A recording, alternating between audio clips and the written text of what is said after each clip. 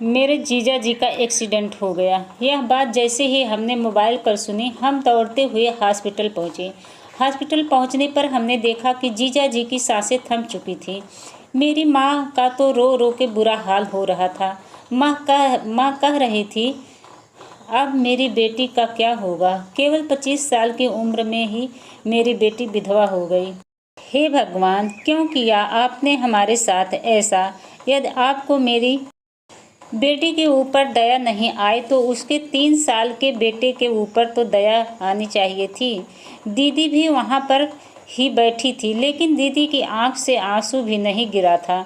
मैं यह देखकर चकित हो गई कि माँ का तो रो रो के बुरा हाल हो रहा था और दीदी बिना किसी चिंता के अपने 3 साल के बच्चे के साथ साथ हंस खेल रही थी। जीजा जी को घर पर लाया गया और फिर उनका अंतिम संस्कार किया गया। गांव वाले लोग जब दीदी के घर पर आए तब दीदी उनके सामने रोने का नाटक करने लगी थी। यह हमें साफ दिखाई दे रहा था। जब गांव वाले लोग चले गए तब दीदी कमरे में आकर जोर जोर से हंसने लगी। मैं समझ नहीं पा रही थी कि दीदी की कशमकश को। आखिर मेरे मन में सवाल गूंज रहे थे, आखिर कौन औरत पति के मरते ही ऐसे हंसती है। और एक यह सवाल घूमने लगा कि क्या दीदी की मानसिक हालत तो नहीं बिगड़ी जिससे दीदी ऐसे कर रही हो। मैंने यह बात मम्मी को जाकर बताई। मम्मी को भी लग रहा था कि शायद ऐसा ही कुछ मामला होगा। फिर हमने सोचा, चलो इस बार मैं दीदी से बातचीत करते हैं। जब हम कमरे में पहुंचे तो कमरे के अंदर का नज़ारा देखकर हमारे होश उड़ गए। दीदी ने एक गहरे लाल कलर की साड़ी पहनी हुई थी, मांग पर सिंदूर, हाथों में चूड़ियां, मतलब यह दुल्हन की तरह सजी हुई थी और अपने 3 साल के बेटे को कह रही थी, अब तो खुश हो ना। हमें समझ में ही नहीं आ रहा था कि यह क्या हो रहा है। थोड़ी देर बाद ही दीदी वापस ड्रेसिंग रूम में आ गई और गुलाबी रंग का सूट पहनकर नवी नवेली दुल्हन की तरह श्रृंगार करके आई और मोबाइल पर गाने चलाकर डांस करने लगी। हम यह सब चीज़ों को देखकर हैरान थे। हम सोच रहे थे कि आखिर जीजा जी को मरे हुए 5 दिन ही हुए थे और दीदी का इस तरह का बर्ताव हमें हजम नहीं हो रहा था।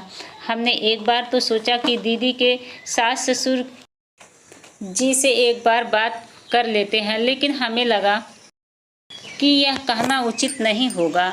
क्या पता उन्हें नहीं मालूम हो इस बारे में। दीदी के बारे में सोच सोचकर हमारा दिमाग घूम रहा था, तो हम जाकर सो गए। दूसरे दिन जब हम उठे तो हमने देखा दीदी ने हमारे लिए गर्मा गर्म नाश्ता तैयार कर रखा था। नाश्ते के बाद दीदी ने बढ़िया सा भोजन बनाया। भोजन में बहुत तरह के पकवान बनाए। मुझे याद है कि सारे पकवान दीदी के पसंद के थे। मैंने कहा, दीदी आज कुछ खास है क्या जो आपने इतने सारे पकवान बनाए हैं। दीदी ने तो कुछ जवाब नहीं दिया और गुस्से से मेरी तरफ देखकर रसोई में चली गई। और दीदी ने रसोई में जब हम इस बारे में उसके सास ससुर जी से बात करने की सोची तो वह भी बिना जवाब दिए अपने कमरे में चले गए। हमें समझ में नहीं आ रहा था आखिर में क्या हो रहा है। जब रात हुई तो हमने सोचा आज दीदी के सारे राज के बारे में जान। जब हम उसके बेडरूम के दरवाजे के पास पहुंचे तो दीदी अपने बेटे नयन को सुला रही थी। जब नयन सो गया वो अपना एक बैग लेकर घर के पीछे से रास्ते से निकल गए। हम सोच में पड़ गए कि पहली पहेली तो सुलझ ही नहीं रही थी और दीदी अब बैग लेकर पीछे के दरवाजे से कहाँ जा रही हैं। होता आगे से भी जा सकती हैं। और हमने दीदी का पीछा करने के बारे में सोचा। हम भी दीदी के पीछे पीछे निकल गए तो हमने देखा कि दीदी पीछे की गली में एक आखिरी में घर था, उस घर में चली गई। उस घर की चाबी दीदी के पास ही थी। उस घर का ताला खोलकर दीदी अंदर चली गई। भी कोई है। हमें लगने लगा कि दीदी काम तो नहीं करती है। आखिर दीदी इतनी रात को उस घर में जाकर करती क्या है। दीदी का किसी के साथ चक्कर तो नहीं है। फिर हमें दीदी का वहीं इंतजार करते हैं। दीदी उस घर से सुबह 5 बजे तक उठी और उस घर से निकलकर वापस लौट कर आए। अब हमने पक्का निश्चय कर लिया कि कल जब दीदी उस घर पर जाएंगी तो दीदी को रंगे हाथ पकड़ ही लेंगे। दूसरे दिन भी दीदी का वही दिनचर्या रहा। देर रात होते ही दीदी अपने बेटे को सुलाकर वापस अपना बैग निकालकर उस घर में गई। जैसे ही दीदी उस घर के अंदर घुसी, हम भी उसके पीछे पीछे उस घर में घुसे। घर के अंदर गए तो वहाँ का नज़ारा देखकर दीदी ने हमें अंदर आते देख लिया था और दीदी एकदम से घबरा गई और घबरा कर एकदम से माँ के पास जाकर माँ के गले लगकर रोने लगी। माँ ने पूछा दीदी को, बेटा क्या हुआ, रो क्यों रही हो और है इस घर में, और यह छोटा सा बच्चा किसका है। आगे जो दीदी ने कहानी सुनाई वह कहानी सुनकर हमारे रोंगटे खड़े हो गए। दीदी ने बताया साल की लड़की दिख रही है, वह उसकी लड़की दिख रही है, वह उसकी सौतन है, और जो छोटा बच्चा दिखाई दे रहा है वह 20 साल की लड़की का ही बच्चा है। माँ ने कहा, बेटा तुम्हारी सौतन है, तुमने तो पहले कभी नहीं बताया। नहीं, और दामाद जी प्रेम करते थे और ऐसे बिगड़ेल इंसान तो थे ही नहीं, तो फिर सौतन कैसे। आगे दीदी सिसकियाँ लेते हुए बताने लगी कि माँ आपके दामाद कोई शरीफ आदमी नहीं थे, एक नंबर का बिगड़ेल और निकम्मा इंसान था। कभी नौकरी पर नहीं जाता था, कोई काम नहीं करता था, और उसके शौक थे दुनिया भर के। उसके पास अपने शौक पूरे करने के लिए भी पैसे नहीं होते थे, तो मेरे पैसे चुरा कर ले जाता था। कभी मेरे चुरा कर ले जाता। अगर उसे पैसे चुराने के लिए नहीं मिलते तो हमें मार पीट कर हमसे पैसे लूट कर ले जाता और रोज़ रात को शराब पीकर आता और हमसे लड़ाई करता और मेरे ऊपर गलत लांछन लगाता और मुझे हर बात के लिए रोक टोक करता। और माँ आपने देखा होगा मुझ में कितना परिवर्तन आया है। पहले कैसे मैं एक खुलकर जीती थी, चाहे जिस चीज़ की ज़रूरत हो तो ले लेती थी, लेकिन अब माँ अब मुझे हर एक चीज़ को सोच समझकर लाना होता है। इस 3 साल के बच्चे के ऊपर भी उसे दया नहीं आती थी। रोज़ रोज़ की लड़ाई झगड़ों से मैं परेशान। मेरा मन तो कर रहा था कि मैं आत्महत्या कर लें, लेकिन मन को कठोर करके मैं जी रही थी। फिर माँ कहने लगी कि बेटा यह सब बातें तूने पहले क्यों नहीं बताई थी। क्या बताती माँ, और क्यों बताती।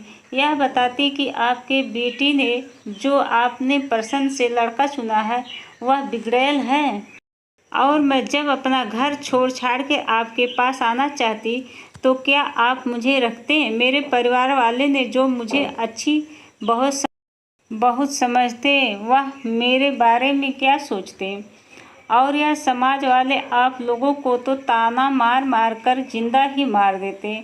और माँ यह जो लड़की है, माँ इस लड़की के साथ आपके दामाद ने ज़बरदस्ती की थी। रोज़ इसे चाकू से धमका कर इससे ज़बरदस्ती करता। बेचारी लड़की पेट से हो गई और इसके माँ बाप को पता चला कि यह पेट से है, तब इसके माँ बाप इसे छोड़कर चले गए। मेरे पति ने इस लड़की की भी ज़िंदगी तबाह कर दी थी। इसके क्या क्या सपने थे, या पढ़ लिख कर कुछ बनना चाहती थी, लेकिन सब बर्बाद कर दिया। इसका कोई नहीं है माँ, और मैं एक औरत होने के नाते एक औरत के दर्द को समझती हुई उसका मैं 9 महीने से ध्यान रख रही हूँ। यह दिन को अपनी जॉब करती है। बेचारी गरीब है, इसलिए इसके कुछ सपने थे। अपने सपने को पूरा करने के लिए रात को पढ़ाई करती है। तो रात के समय जब ये पढ़ाई करती है तो इसके मैं बच्चे का ध्यान रखती हूँ, क्योंकि यह बच्चा तो अभी 6 महीने का है और यह अपनी माँ को परेशान करता है। इसलिए घर के पीछे के रास्ते से आती हूँ ताकि किसी को पता ना चले। और हाँ, यह बात किसी को मत बताना, क्योंकि गांव में मैंने कह रखा है कि यह अकेली है, इसलिए इसके बच्चे को गोद ले रखा है। माँ, मेरी ज़िंदगी तो बर्बाद हो गई, लेकिन मैं इस लड़की की ज़िंदगी बर्बाद नहीं होने देना चाहती हूँ। और आप कहते हो ना कि आपका आदमी मर गया और आप ऐसे श्रृंगार कर रही हो और पकवान बना रही हो, तो आपको बता दूँ, मैं उसके जीते जी तो जीना छोड़ दिया था, लेकिन मैं अपने बारे में सोचना ही छोड़ दिया, क्योंकि कभी अपने बारे में सोचती तो वह मेरे ऊपर लांछन लगाता, मुझे टोकता, मुझे मारता। लेकिन अब मैं आज़ाद हूँ माँ, मैं अपनी ज़िंदगी आज़ादी से जी सकती हूँ और मेरा पति मर गया, इस बात का मुझे कोई दुख नहीं है। मैं बहुत खुश हूँ।